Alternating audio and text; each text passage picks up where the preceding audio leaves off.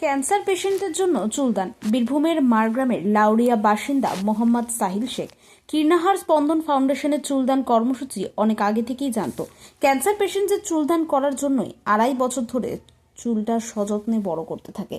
তার জন্য অনেক মানুষের কাছে অনেক রকম কটু কথা শুনতে হয়। কীর্ণাহার স্পন্দন ফাউন্ডেশনের অনেক মহিলাই চুলদান করে, কিন্তু সাহিলের চুলদানটা কিন্তু বিরল ঘটনা, খুব কম ছেলেই পারে।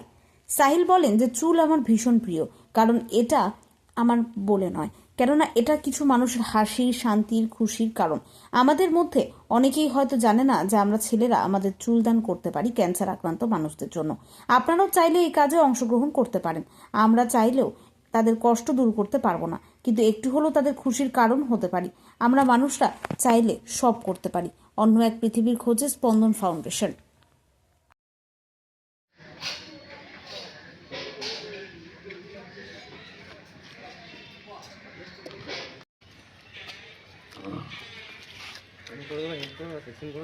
আমি সেকশন করে দেবো। হ্যাঁ চলে এসো, নিজে করতে পারলে করো না। চলে এসো। আমার করা এই আছে তো। আমার এক একটা চুল ছিল না, আমার কলিজায় খুব বাঁধে। কিছুদিন আগে খুব হেয়ার ফল হচ্ছিল। এটা আগে টাইট হবে।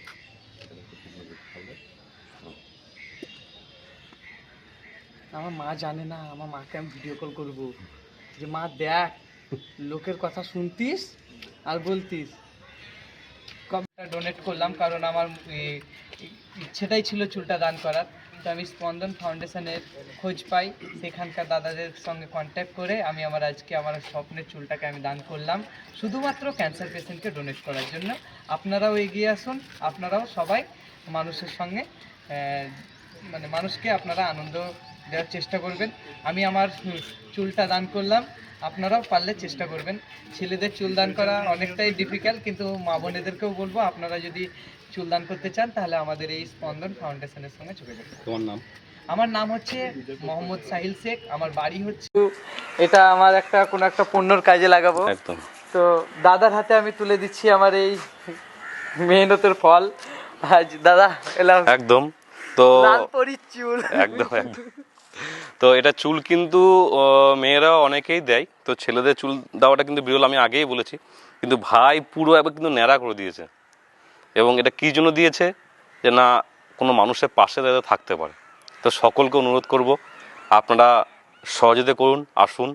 এই ভাই কিন্তু চুলটা 2.5 বছর ধরে বড় করে আজকে পুরো ন্যাড়া করেছে এবং স্পন্দন ফাউন্ডেশনকে দান করলো। এবং তোমাকে বলছি, চুল যে এত মূল্যবান জিনিস, সামান্য নয়, এটা অনেক মূল্যবান জিনিস, যেটা তোমার যে উদ্দেশ্য নিয়ে তুমি রেখেছিলে সেই উদ্দেশ্য আমরা অবশ্যই পালন করব।